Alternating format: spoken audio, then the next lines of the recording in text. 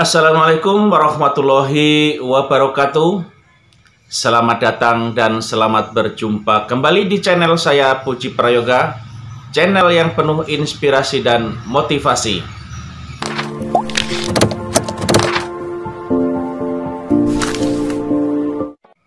Pada kesempatan kali ini saya akan membahas atau mengkisahkan tentang satu kisah teladan yang mudah-mudahan kisah teladan ini bisa menginspirasi dan bisa memotivasi teman-teman semua di dalam mengarungi kehidupan ini. Sebelum video ini saya lanjutkan, teman-teman yang belum subscribe, silahkan tekan subscribe dan tanda lonceng agar teman-teman semua tidak ketinggalan dari video-video yang terbaru dari saya.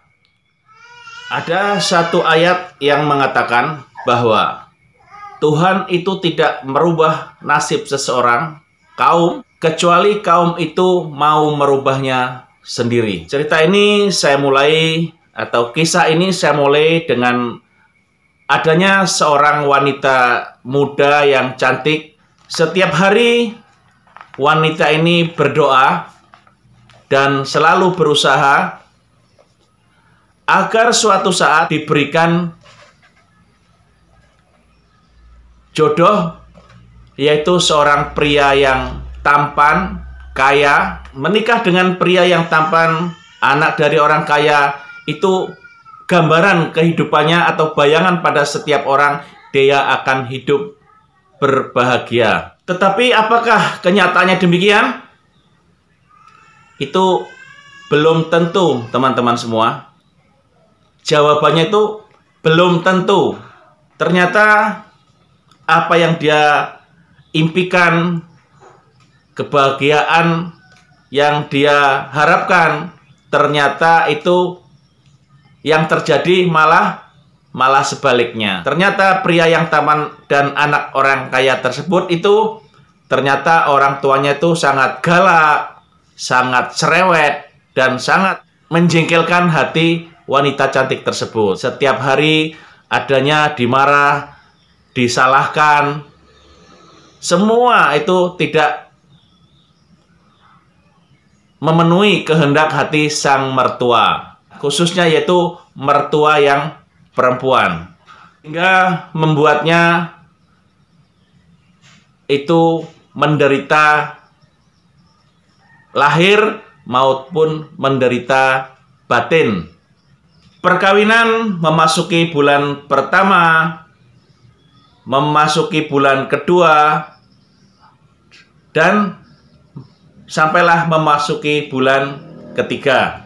Karena penderitaan yang dialami dari bulan ke bulan, maka wanita ini memutuskan mempunyai niat yang buruk terhadap mertuanya, yaitu meninggalkan rumah, mencari seorang tabib atau seorang sinsai, ahli pengobatan, sekaligus itu guru spiritual atau mubalek atau kiai. Kedatangan wanita cantik tersebut kepada sinsai, seorang tabib atau seorang kiai tersebut, itu menceritakan bahwa dirinya itu menderita lahir dan batin karena ulah mertuanya. Sehingga dia meminta tolong kepada tabib untuk memberikan obat atau memberikan racun membunuh sang mertua supaya tidak kelihatan, makanya minta diberi racun yang efeknya membunuh secara perlahan, sehingganya pada suatu saat nanti mertuanya itu meninggal tanpa meninggalkan jejak pembunuhan. Beliau melihat bahwa amarah yang bergolak, yang berlebihan itu di wajah wanita cantik tersebut. Sehingganya dengan arif dan bijaksana, seorang tabib tersebut itu mengabulkan permintaan. Tetapi pemberian obat atau racun tersebut itu, seorang tabib ini memberikan satu persyaratan bahwa wanita muda ini harus melayani mertuanya itu dengan sebaik-baiknya, bahkan diusahakan melebihi kebaikannya terhadap beribadah kepada Tuhannya, terhadap dirinya sendiri. Itu harus lebih dari itu di dalam memperlakukan ibu mertuanya. Karena apa? Karena racun ini sangat hebat, sehingganya suatu saat nanti akan membunuh secara perlahan tanpa meninggalkan jejak sedikit pun. Kemudian wanita cantik ini sepakat bahwa dia akan melayani ibu mertuanya dengan sebaik-baiknya, melebihi ibadahnya, bahkan melebihi kepada dirinya sendiri. Benar saja, keesokan harinya wanita muda ini mulai merawat ibunya dengan sebaik-baiknya. Bahkan 180 derajat itu berubah menjadi wanita yang baik, pengertian, menurut kepada mertuanya, dan rajin di dalam melayani keluarga dan mertuanya.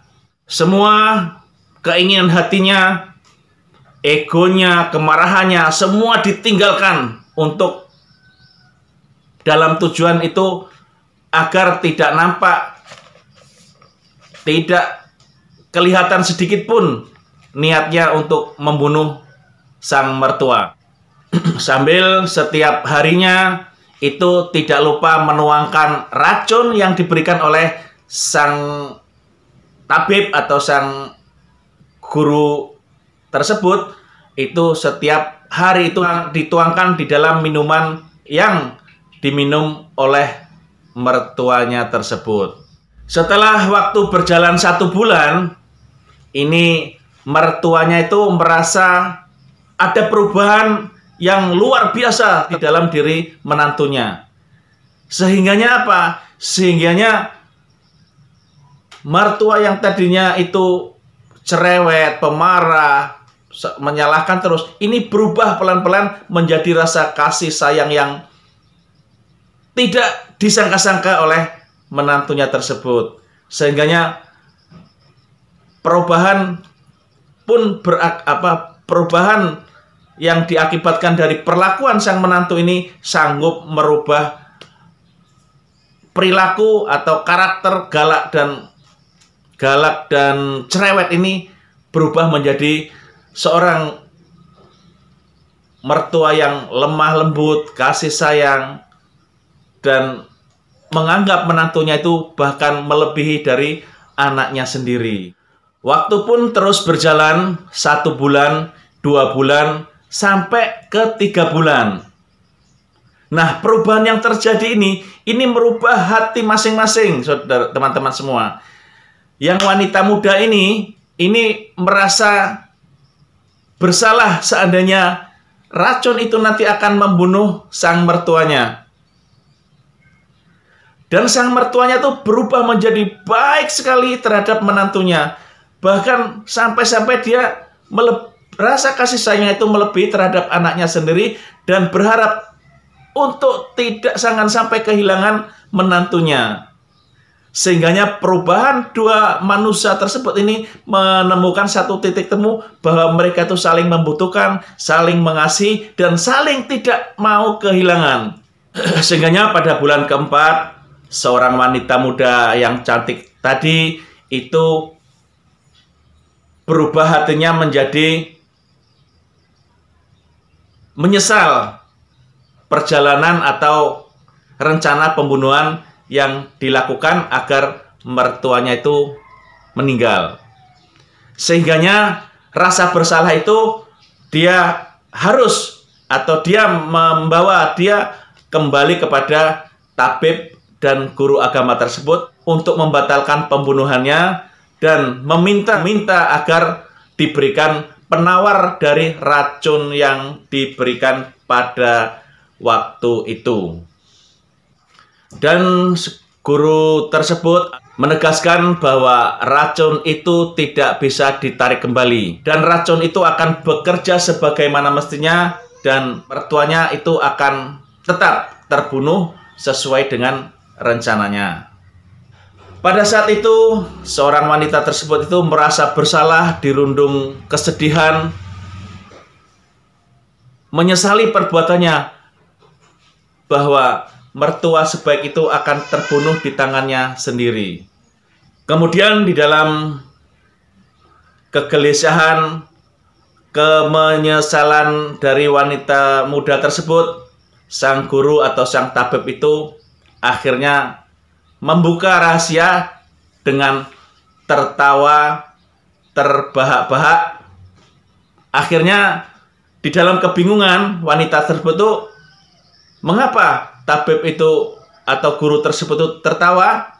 Akhirnya tabib itu mengatakan, "Wahai wanita cantik, sesungguhnya saya itu tidak memberikan racun kepada ibu mertua Anda. Saya bahkan memberikan multivitamin agar ibu mertua Anda itu sehat.